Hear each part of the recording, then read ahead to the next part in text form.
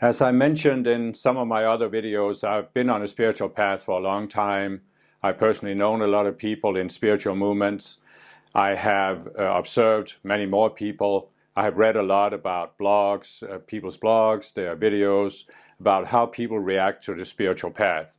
So basically, you can say that even though I've been studying spiritual teachings, I've also been studying people. I've been studying especially how people react to the spiritual path, to spiritual movements, and to spiritual gurus.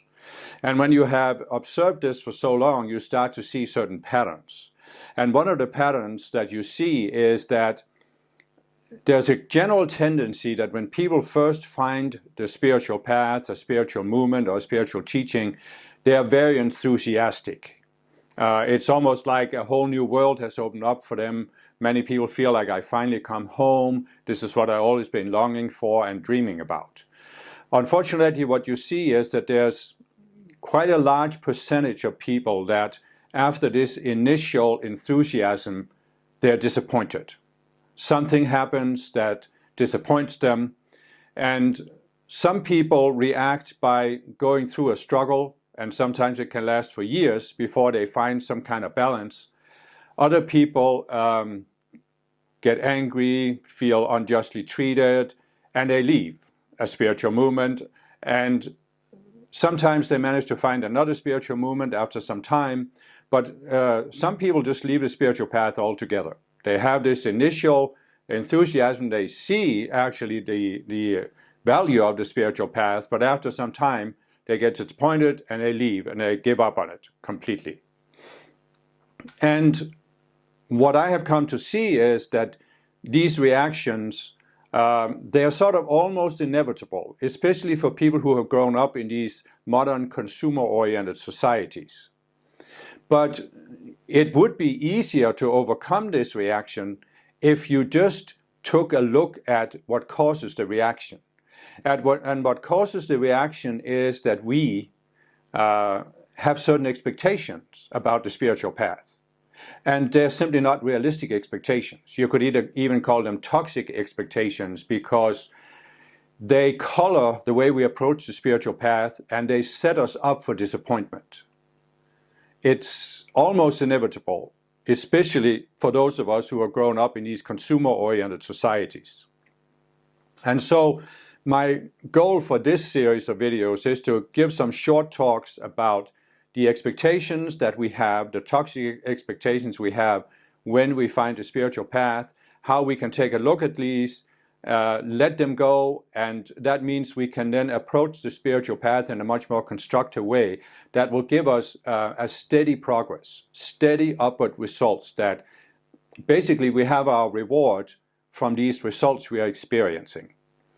And this will give us a much more long-term view or approach to the spiritual path, where we see that if we keep moving, we will get the bigger results, but we won't get them instantly. And so this is my goal with these talks. Now, some people might say that it almost sounds like I'm trying to make excuses for spiritual movements or spiritual gurus, but that's not my goal. My goal is really to focus on the people who find the spiritual path and what can help you really lock into what the spiritual path is about. Because the problem I have seen is that many people, especially from the modern nations, we just don't have any idea. And how could we? I mean, we have grown up in these anti-spiritual societies that I've talked about before. And how do we know what the spiritual path is all about?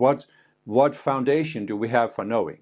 But by adjusting our expectations, we can certainly minimize our growing pains and get to the point where we are solidly anchored on the path and it leads us steadily forward towards real results and real progress. So in this video, I'll talk about one particular expectation that we have. And basically, if you ask yourself, what's the worst thing that has ever happened to spirituality? And I'll show you what it is. It's this little piece of plastic. The absolute worst thing that has ever happened to spirituality.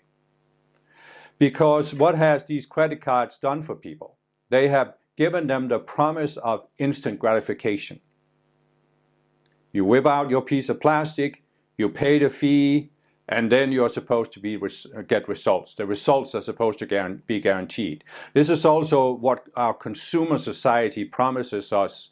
And don't get me wrong, I'm not saying that it isn't good that we have consumer protection laws and so that you can't be taken advantage of. I'm just saying that the consumer approach is disastrous when it comes to the spiritual path. You cannot approach the spiritual path as something where if you pay the fee, you should be guaranteed to get the results. It just can't be done. When you really understand what the spiritual path is about, you see why it can't be done. But of course, we don't know that when we are young and we first find our spiritual movement or spiritual teaching. And I'll be the first one to admit that there are certainly people out there, organizations, so-called gurus, who have discovered that there's money to be made here. Because many people have this desire for spiritual growth, they are willing to pay in order to go on these courses or retreats or whatever you have. And there are some that have discovered that the more money people have to pay to take a course, for example, the more special they think it is. So you can extract money from people by creating this aura of exclusivity. You know, this guru, this teacher has this special ability or teaching, and if you take these very expensive courses, then you will get these fantastic results. I'll be the first to admit that that is there. And it has become, of course, more prominent as people in the West have discovered the spiritual path, and they come in with this consumer attitude, and some people have taken advantage of it. But if you step back, you realize that behind all of this is a genuine movement of genuine spiritual teachers, genuine organizations that are not based on making money. I don't have a problem with a spiritual teacher organization charging for the services they provide if it's a reasonable charge. I mean, people have to live, they have to have a roof over their head, and so forth and so on.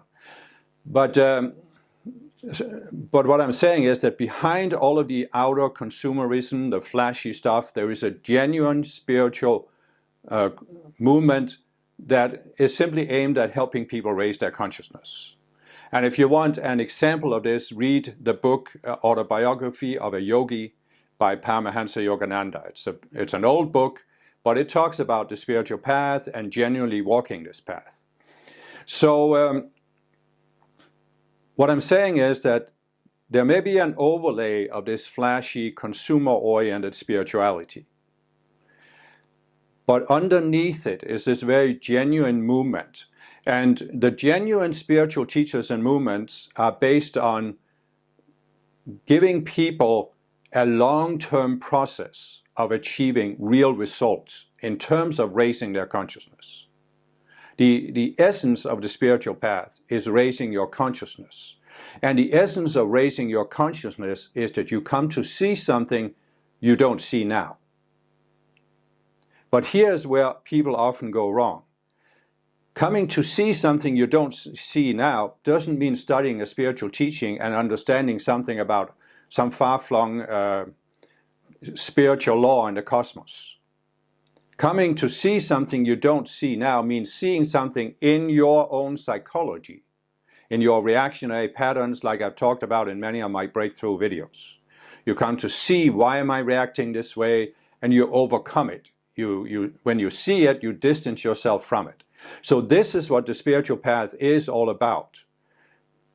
You are not going to take a step forward on the path unless you see something in yourself, some pattern of why have I always reacted this way, because this pattern keeps you at a certain level of consciousness. And when you see it, you are free, you rise to the next level.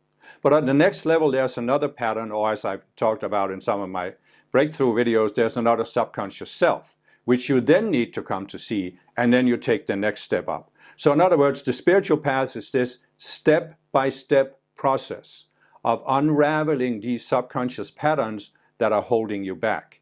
It's not this flashy thing where you gain some instant dramatic results. And when you realize that, if you can just log into this, you can avoid this consumer attitude that I paid a fee and then I should get results. You're entering the spiritual path is not like going into a store and looking at merchandise and picking the sofa you want and then whipping out your credit card and paying, and then the next day it's delivered to your home. If you have that attitude to spirituality, you will be disappointed. I've seen many people who approach spirituality that way. They've all disappointed. Many of them give up on the spiritual path, realize, oh, it's nothing, it's all humbug, it's all just empty promises, but it isn't. There is a genuine spiritual path you can walk. It's just you can't walk it by buying results. You cannot buy your way to results on the spiritual path, because you can easily pay thousands of dollars for some flashy course and it doesn't change your consciousness whatsoever because you don't see something in your own psychology. So this is really a very important expectation to overcome.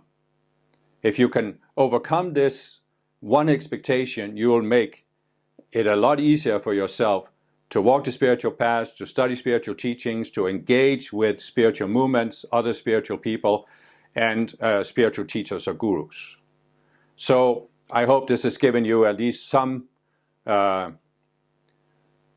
impetus to take a look at this expectation and realize that it just doesn't work that way on the spiritual path. The spiritual path is as far from Western consumer culture as you can possibly come.